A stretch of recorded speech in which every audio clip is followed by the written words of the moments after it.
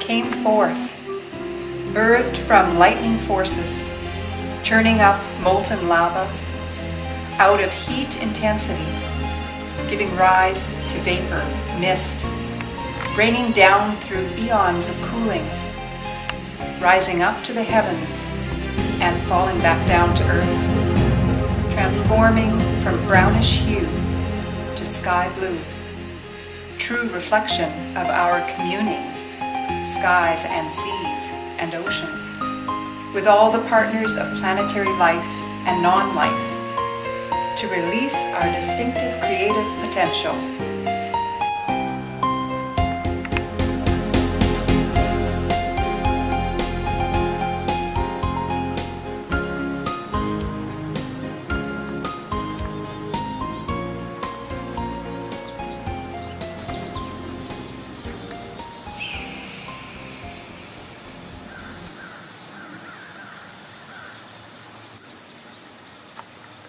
So La Vista is technically, it's the La Vista Gardens, and garden being kind of cultivated. And we have, on this property, three main kinds of gardens. The first and most noticeable is, as you come in, would be the trees all around the main part of the property. They're not all indigenous, although we tried to keep away any invasive species, but you'll see a wide variety of different trees on the main part of the property, so that you can contemplate the vastness of those kind of life forms that God created. And then the second obvious one would be the actual garden itself, the farm, which is about 7 acres. No heavy machinery is used. We have some small tractors, but no heavy machinery is used, no pesticides. It's to try to promote and discover ways that we can live in harmony with the rest of God's creation while producing food for ourselves. And then another big aspect would be the meadow and the forest. So kind of the wild area of the garden, if you will. So we have about 140 acres which are considered forest, and quite a few acres that are meadows. Maybe one day we can make them prairies. They support a bunch of wildlife, particularly deer, turkey, and rabbits that many of our visitors love to see when they come here.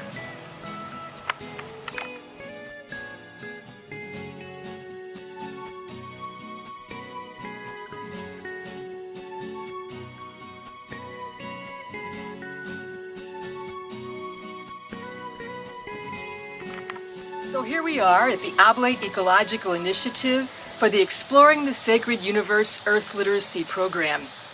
This year we have a wonderful group of 9 participants from Washington, D.C., Seattle, Washington, Alberta, Canada, San Fernando Valley in California, St. Louis, Missouri, Sand Springs, Oklahoma, and Northern Maine. We've gathered here in order to learn a story, the sacred story of the universe, and to discover our human role in that story. On Monday, we learned about the sacred story from Sister Sharon Zayak, who helped us to awaken to the expanded sense of the divine we encounter when we have the universe as our context. Then we took on the persona of one member of the universe community and spoke our story to the group. That evening, we experienced the cosmic walk, a contemplative prayer during which we mindfully walked the sacred story. On Tuesday, we learned the story of the stars, planets, and galaxies with Sister Paulette Zimmerman as our presenter. She also led us in a great time trying to guess the names of various nebulae. Tuesday evening, Eddie Aga, our local astronomer, took us to the Bluff pasture, where we learned to navigate the stars. This was a great immersion in the night sky. Wednesday, Norm Comtois helped us shift our perceptions as he led us through the story of the living earth. Norm also awakened us to the marvelous story of the human being and our bodies as creation's museum. A living planet has to eat, so on Thursday we explored the story of our self-nourishing earth. We harvested vegetables in the community-supported garden at La Vista then cooked them in the cob ovens at the farm. Crystal and Eric, our farmers, taught us about sustainable farming and gourmet vegetarian cooking. On Friday, we moved closer to home as we studied our local bioregions and how to re-inhabit them in a way that hopefully will lead to earth healing.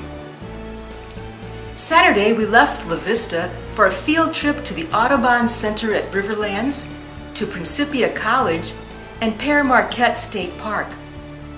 We learned that La Vista is located in a very rich region of life, one dominated by the confluence of three great rivers, the Mississippi, the Missouri, and the Illinois.